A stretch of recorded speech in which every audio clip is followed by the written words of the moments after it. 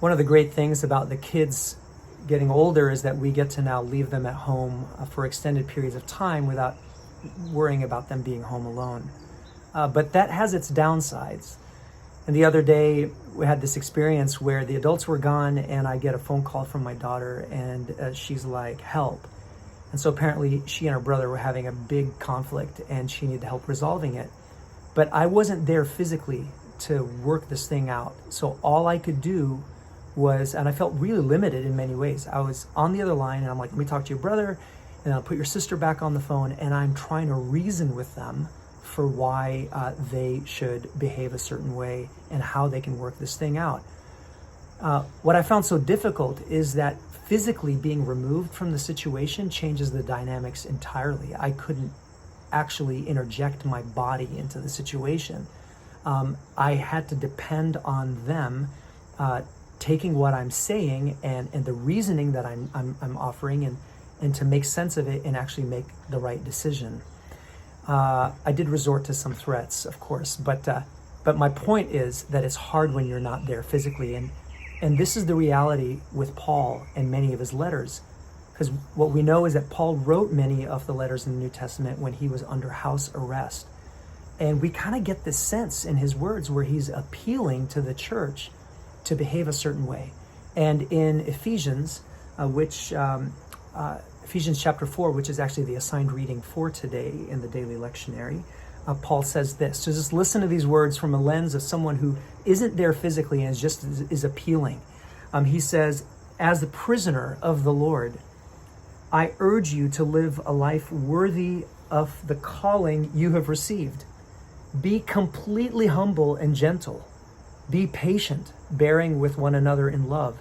Make every effort to keep the unity of the Spirit through the bond of peace. And then listen to this. This is his appeal.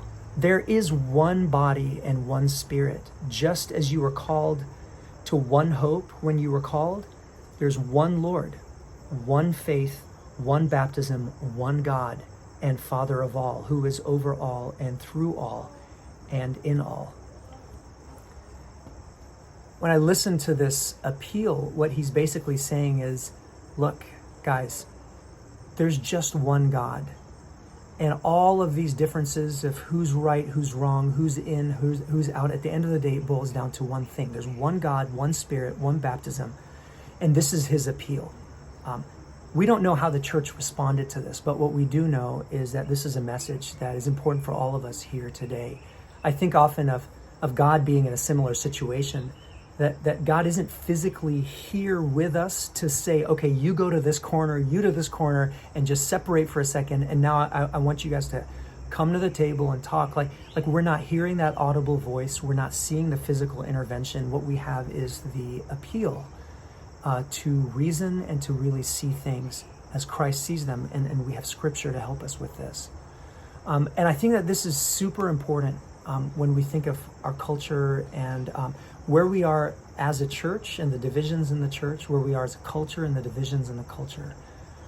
This tendency that we always have to kind of elevate ourselves and think that we have something right and others are completely wrong about it.